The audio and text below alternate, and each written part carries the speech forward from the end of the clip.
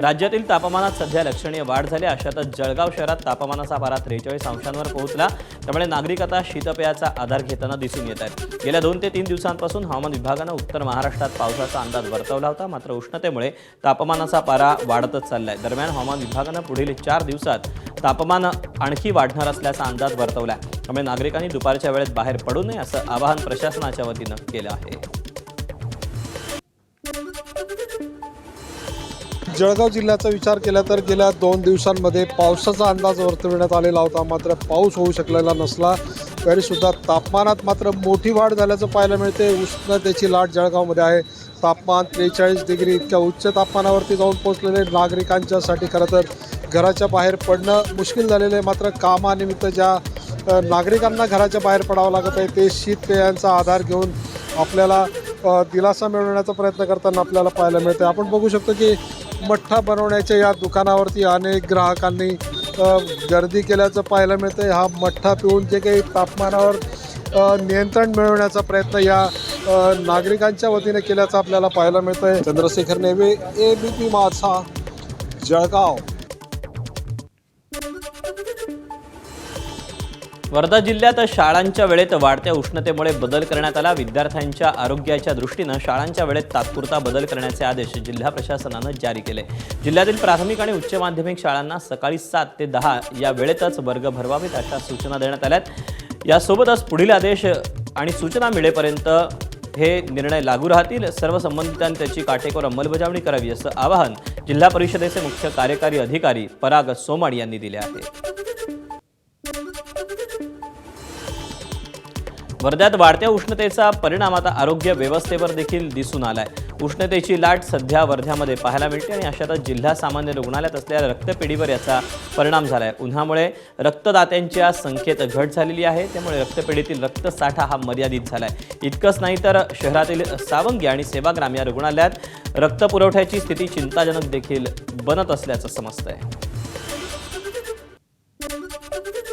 मागील 15 दिवसापासून वाढलेला उन्हाचा पारा व गरमी याच्यामुळे रुग्णांना रक्ताची गरज भासणाऱ्या रुग्णांची संख्या दिवसेंदिवस वाढत आहे। परंतु उन्हामुळे सामाजिक संस्थे किंवा स्वयंस्फूर्तीने होणारे रक्तदान याची कमतरता होत आहे। सर्व जनतेला व अदर सोशल ऑर्गनायझेशन यांना विनंती करतो की अधिकाधिक लोकांनी रक्तदानासाठी स्वयंस्फूर्तीने पुढाकार घ्यावा। अहिल्यानगरच्या पारनेर तालुक्यात पिंपळगाव रोठा गावात जिल्हा परिषद शिक्षिकेचा उष्माघाताने मृत्यू झाल्याचा संशय व्यक्त केला जातोय। सकाळी उषा फापाळे या नेहमीप्रमाणे दुचाकीवरून शाळेत गेल्या होत्या। शाळा सुटल्यानंतर प्रखर उन्हातच त्यांनी घरी परतीचा प्रवास केला। त्यानंतर घरी पोहोचताच त्यांना अस्वस्थ वाटू लागलं। उपचारांसाठी त्यांना तातडीने रुग्णालयात नेण्यात आलं, मात्र प्रकृती गंभीर असल्यानं उपचार सुरू होण्यापूर्वीच त्यांचा मृत्यू झाला।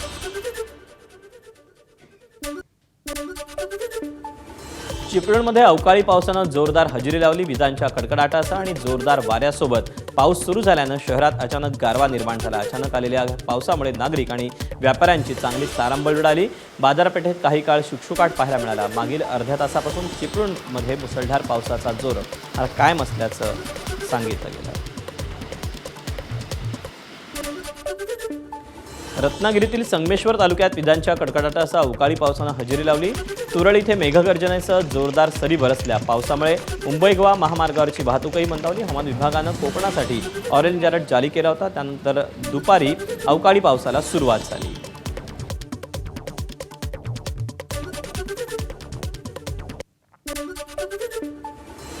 बेळगाव शहर आणि परिसरात अवकाळी पावसानं हजेरी लावली। सोसायट्याच्या वाऱ्यासह ढगांचा गडगडाट आणि मुसळधार पावसामुळे जनजीवन विस्कळीत झालं। पावसामुळे भाजीपाल्यांचंही मोठं नुकसान झालं, तर लग्नसराईच्या पार्श्वभूमीवर बाजारपेठेत खरेदीसाठी आलेल्या नागरिकांची त्रेधातिरपीट उडाली।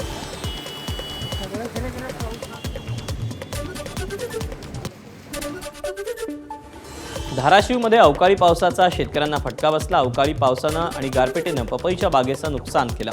परंडा तालुक्यातल्या शिरसाव या गावामधले शहाजी मिसाळ यांची 9 एकर पपईची बाग ही भुईसपाट झाली। अवकाळीच्या तडाख्यानं झाडं मोडून पडली, तर पपईचा जमिनीवर खच पडला। तातडीनं पंचनामे करून नुकसान भरपाई द्यावी अशी मागणी शेतकऱ्यांनी केली आहे। बागाचं भरपूर नुकसान झालेलं आहे। तात्काळ पंचनामा करून तात्काळ मदत मिळायला पाहिजे, का तर भरपूर खर्च केलेला आहे. खर्च जर मग निघत नसेल तर मग काही उपयोग नाही. मग शेतकऱ्यानं करायचं काय नेमकं? त्यामुळं पंचनामा केला पाहिजे. तहसीलदार तलाट्यानं कोणी येऊन पंचनामा करून तात्काळ मदत मिळणं गरजेचं आहे. सातारा जिल्ह्यात अवकाळी पावसाचा जोरदार तडाखा बसला. वादळी वाऱ्याचा मुसळधार पाऊस आणि गारपिटीमुळे जनजीवन विस्कळीत झालं. जावळी तालुक्यातील औधरे गावात जिल्हा परिषद शाळेची भिंत कोसळून एका महिलेचा मृत्यू झाला, तर रामनगर परिसरात मोठं वडाचं झाड शेडवर कोसळल्यानं हॉटेलसह वाहनांचं नुकसान झालं.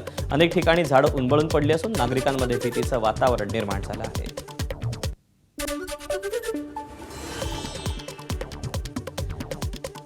मराठा आरक्षण उपसमिती बरखास्त करा असं मराठा आंदोलक मनोज जरांगे यांनी म्हटलेलं आहे.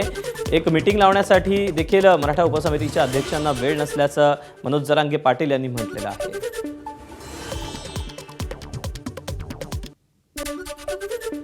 माझं मतच उपसमिती बरखास्त करणं गरजेचं आहे. उपसमितीच्या अध्यक्षाला वेळ नाही मराठ्यांचे कामं करायला. कुणबी आणि मराठा सेपरेट मंत्रालय स्थापन केलं पाहिजे, म्हणजे पूर्ण वेळ काम करण्यासाठी तिथं मंत्री उपलब्ध होईल. मंत्रालयच असणं गरजेचं आहे. उपसमितीच्या अध्यक्षाला वेळ नाही. मराठ्यांचे कुणबी प्रमाणपत्र किती निघाले विचारायला वेळ नाही.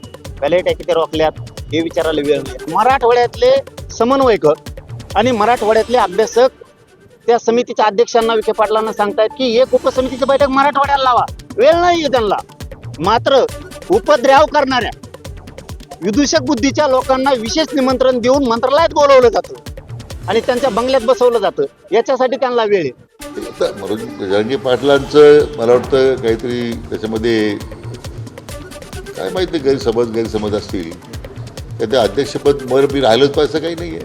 म्हणजे काही कमी काय अध्यक्षपदासाठी फार आश्वस्त आहोत असं काही नाही आहे. जे काम त्या समितीच्या माध्यमातून सुरू आहे त्याची मी वस्तुनिष्ठ माहिती मला वाटतं गेल्या आठवड्यात जरांगे पाटलांना अहवाल पाठवला आहे मी की उपसमिती काय सगळ्याच गोष्टी त्यांच्यापर्यंत न गेल्यामुळे सुद्धा गैरसमजूतून त्यांनी काही केलं असेल.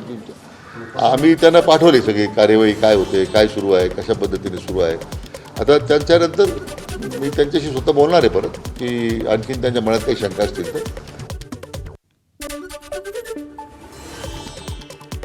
भाजपमधल्या दोन नेत्यांच्या कारखान्याचा वाद हा सर्वोच्च न्यायालयात पोहोचलाय. गणेशनगर साखर कारखाना आणि डॉक्टर विखे पाटील साखर कारखाना यांच्यातील कायदेशीर संघर्ष आता सर्वोच्च न्यायालयात पोहोचला.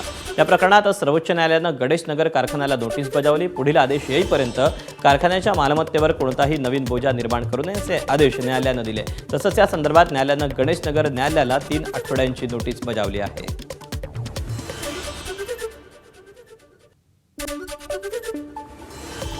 साताऱ्यातील पाटण विधानसभा मतदारसंघात भाजपला मोठा धक्का बसला. पाटण शहरातील भाजपच्या विद्यमान नगरसेविका आणि माजी बालकल्याण सभापती मिनाज मोकाशी यांच्यासह 11 गावातील कार्यकर्त्यांनी शिवसेनेमध्ये प्रवेश केला.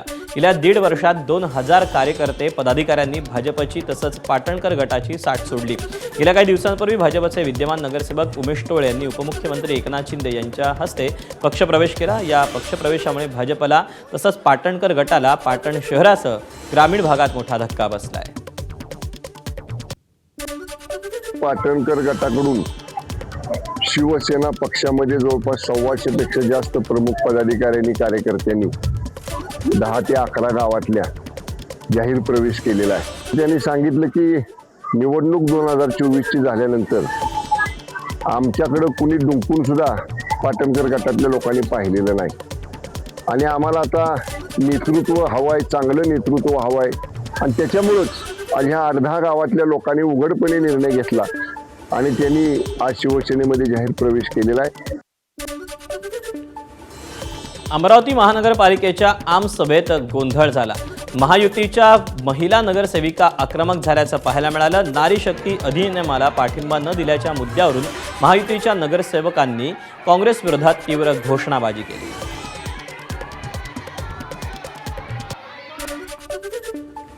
उल्हासनगर महापालिकेत शिवसेना आणि भाजपातला संघर्ष हा तीव्र झालाय. विरोधी पक्ष नेते पदाच्या नियुक्तीवरून महासभेत जोरदार गदारोळ झाला. महापौरांनी काँग्रेसच्या एकमेव नगरसेविकेची विरोधी पक्षनेते म्हणून घोषणा करतात भाजप आक्रमक झाली आणि नियमभंगाचा आरोप करत जोरदार विरोध दर्शवला. या पार्श्वभूमीवर सभागृह तहकूब करण्यात आलं. आयुक्तांच्या दालनाबाहेरही गोंधळ आणि धक्काबुक्कीची घटना घडली. या प्रकरणामुळे शिवसेना आणि भाजप युतीतील मतभेद हे पुन्हा एकदा उघड झाले.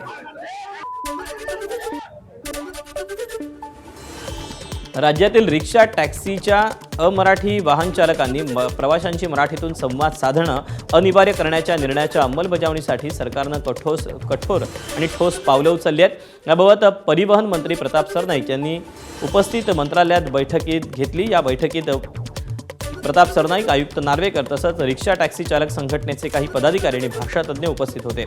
या बैठकीत रिक्षा टॅक्सी चालकांना मराठी भाषा शिकवण्यासाठी मराठीच्या अभ्यासक्रमाबाबत चर्चा झाली। कर्नाटक सरकारवर सीमा भागातील विद्यार्थ्यांच्या 10वीच्या गुणपत्रिकेतून मराठी हा शब्द वगळल्याचा आरोप होतोय। संबंधित ठिकाणी मराठीऐवजी जागा रिकामी ठेवून फक्त गुण नोंदवण्यात आल्यानं तीव्र नाराजी व्यक्त केली जाते। तसंच यामागे मराठी भाषेला दुय्यम स्थान देण्याचा प्रयत्न करण्यात आल्याचाही आरोप होतोय। या पार्श्वभूमीवर मराठी भाषिकांकडून निषेध व्यक्त होत असून महाराष्ट्र सरकारनं याची दखल घेऊन केंद्र सरकारकडे तक्रार करावी अशी मागणी कर्नाटकातील युवा नेत्यांकडून करण्यात आली आहे। शिक्षण क्षेत्रासारख्या क्षेत्रामध्ये सुद्धा कर्नाटक सरकारनं आपली मराठीद्वेष्टी भूमिका आणि आपली प्रवृत्ती दाखवण्याचं काम केलेलं आहे। कर्नाटक सरकारच्या 10वीच्या निकालांमध्ये सीमा भागातल्या विद्यार्थ्यांच्या जी निकाल पत्रिका आहे त्याच्यामधला मराठी हा शब्दच गायब केला आहे आणि तो ब्लँक ठेवून त्याच्यासमोर फक्त मार्क घातलेले आहे आणि बाकी इतर भाषा घालून त्यांच्यासमोर सगळे ते व्यवस्थित बाकीचे मार्क घातलेले आहेत। यावरून खऱ्या अर्थानं कर्नाटक सरकारचा मराठी द्वेष त्या ठिकाणी परत एकदा दिसून येतोय।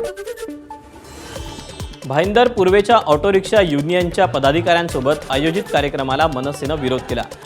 वकील गुणरत्न सदावर्ते यांच्या उपस्थितीमध्ये हा कार्यक्रम पार पडत असताना मनसे कार्यकर्त्यांनी जोरदार घोषणाबाजी करत विरोध दर्शवला। कार्यक्रम सुरू असतानाच महाराष्ट्र नवनिर्माण सेनेचे कार्यकर्ते घटनास्थळी दाखल झाले आणि सदावर्ते यांच्या विरोधात घोषणाबाजी सुरू झाली आणि वातावरण तापलं। या बैठकीत ऑटो रिक्षा चालकांच्या विविध समस्यांवर चर्चा होणार असल्याचं सांगण्यात आलं होतं। हर कष्टकरी हर रिक्शा वाले के साथ हम हैं। शशांक राव जी भी हर रिक्शा वाले के साथ है। कानून के साथ हम हैं, संविधान के साथ हम हैं और प्रभु श्री राम के विचारों के साथ हम हैं। और लड़ाई हमसे नहीं है प्रताप की। प्रताप को लड़ने का किससे है मालूम है? दत्तोपंजी ठेंगड़ी के विचारों से लड़ना है। वो लड़ाई उन्हें महंगी पड़ेगी। एकनाथ राव जी शिंदे साहब, प्रताप को समझाओ। मान्यवर दत्तोपंजी ठेंगड़ी के विरोध में जा रहे हैं प्रताप। भारत रत्न डॉक्टर बाबा साहब अम्बेडकर के संविधान के विरोध में जा रहे हैं प्रताप। इस तरह का प्रताप मिट्टी में मिला देगा राजनीति। समता पतसंस्थेच्या संस्थापकांना भोंदू खरात प्रकरण भोवलं। काका कोयटे यांनी राज्य पतसंस्था फेडरेशनच्या अध्यक्षपदाचा राजीनामा दिला। 2015च्या पूर्वीपासून काका कोयटे फेडरेशनचे अध्यक्ष होते। राज्यातील 15,000 पतसंस्था फेडरेशनचे सदस्य आहेत। 6,000 सभासद असलेल्या फेडरेशनचे कोयटे अध्यक्ष होते। भोंदू अशोक खरात याचे समता पतसंस्थेशी कनेक्शन समोर आल्यानंतर सभासदांकडून राजीनाम्याची मागणी झाल्याची चर्चा आहे।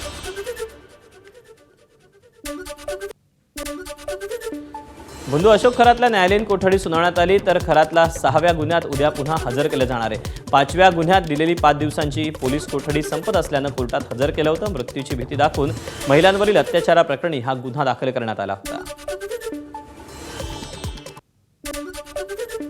भोंदू अशोक खरात प्रकरणात एसआयटी तपासात खळबळजनक माहिती समोर आली। पीडित महिलेच्या गर्भपात प्रकरणात नाशिकमधील काही बड्या डॉक्टरांसह महापालिकेच्या एका डॉक्टरनं खरातला मदत केल्याचा संशय आहे। डॉक्टरांमार्फत गर्भपाताच्या गोळ्या पुरवल्याचा आरोप असून लवकरच त्यांची देखील चौकशी होणार आहे।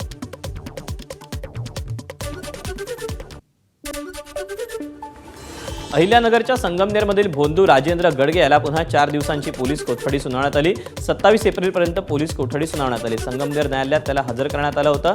मंत्रतंत्रानं दुर्धर आजार बरे करण्याचा दावा हा भोंदू करत होता आणि अशातच हा गजाआड झाला।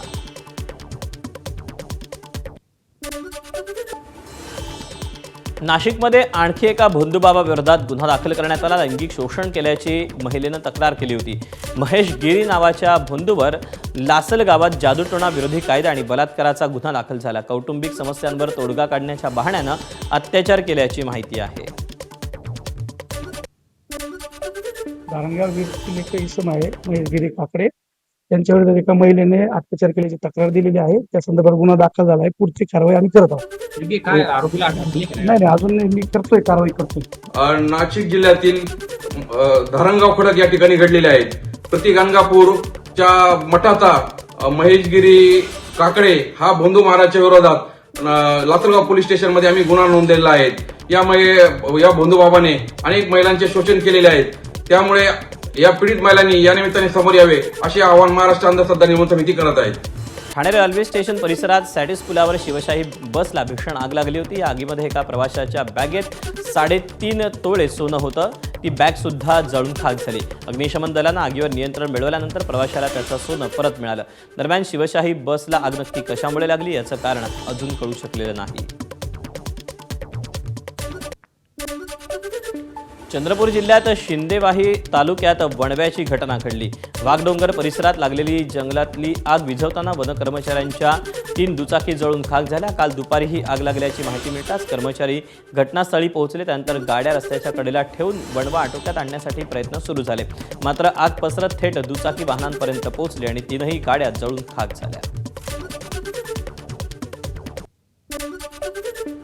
मुंबईतल्या गोवंडी परिसरात सिलेंडर स्फोटामुळे भीषण आग लागली. घाटकोपर मानखुर्द लिंक रोडवर बैगनवाडीजवळ अनधिकृत पार्किंगमध्ये ठेवलेल्या LPG आणि CNG सिलेंडरचा स्फोट झाला. स्फोटानंतर आग वेगानं पसरली. त्यामुळे बाजूला उभ्या असलेल्या वाहनांचंही मोठं नुकसान झालं.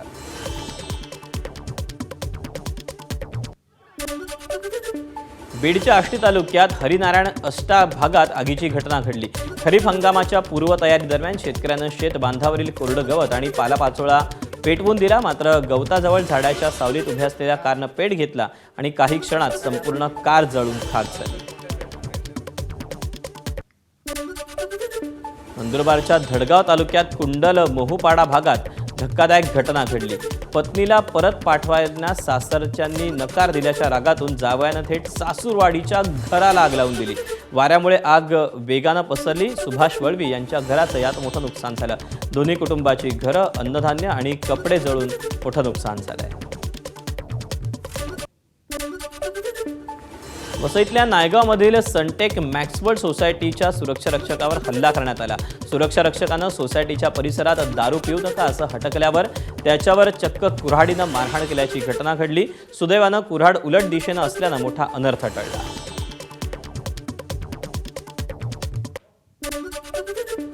वाशिमच्या मालेगाव तालुक्यात शिरपूर शहरात असलेल्या नूतन चौमुखी मंदिरात चोरीची धक्कादायक घटना घडली. अंतरिक्ष पार्श्वनाथ श्वेतांबर संस्थांच्या पारसबाग परिसरात मध्यरात्री घटना घडली. चोरट्यांनी चौमुखी मंदिराच्या दानपेट्यांमधून 2 लाखांची रोकड तसंच गुप्तदानातील सोनं आणि चांदी लंपास केली. जळगाव जामनेर मार्गावर झालेल्या भीषण अपघातात पती पत्नीचा मृत्यू झाला. अपघातात 1 वर्षांची चिमुरडी आश्चर्यकारक बचावली. गोपाल खडके आणि त्यांची पत्नी सोनाली दुचाकीवरून घरी परत येत होते. दुचाकीवरील नियंत्रण सुटल्यानं दुचाकीनं समोरून येणाऱ्या ट्रॅक्टरला जोरदार धडक दिली. यात दाम्पत्याचा जागीच मृत्यू झाला. भंडाऱ्याच्या मोहाडी तालुक्यातील वरठी गावात हिट अँड रनची धक्कादायक घटना घडली. मॉर्निंग वॉकला गेलेल्या दाम्पत्याला पिकअप वाहनानं धडक दिली. या अपघातात 50 वर्षीय दीपक तिवाड यांचा जागीच मृत्यू झाला तर पत्नी किरकोळ जखमी झाली. भंडाऱ्याच्या शासकीय वैद्यकीय महाविद्यालयात धक्कादायक वास्तव समोर आलं. गंभीर रुग्णाला नातेवाईकांनीच स्ट्रेचरवरून एका वॉर्डमधून दुसऱ्या वॉर्डमध्ये हलवल्याचा प्रकार घडला. या घटनेचा व्हिडिओ व्हायरल झाला असून नागरिकांमधून तीव्र नाराजी व्यक्त होतीये.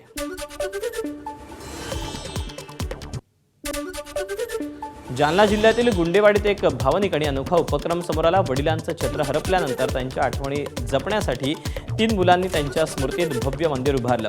दिवंगत शांतीलाल झुंगे यांनी समाजकार्याच्या माध्यमातून गाव आणि पंचक्रोशीत मोठा ठसा उमटवला होता. गोरगरिबांची सेवा करणाऱ्या त्यांच्या विचारांचा वारसा पुढच्या पिढीपर्यंत पोहोचावा या उद्देशातून हे मंदिर साकारण्यात आलं.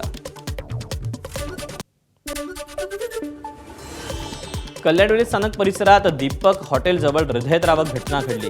एका प्रवाशाला अचानक हृदयविकाराचा तीव्र झटका आला. त्यानं स्वतः 108 रुग्णवाहिकेला संपर्क करून मदतीची मागणी केली. मात्र रुग्णवाहिका वेळेत पोहोचू न शकल्यानं त्याचा जागीच मृत्यू झाला. या घटनेनंतर स्थानिक नागरिकांनी प्रशासनाच्या दिरंगाईवर तीव्र संताप व्यक्त केला.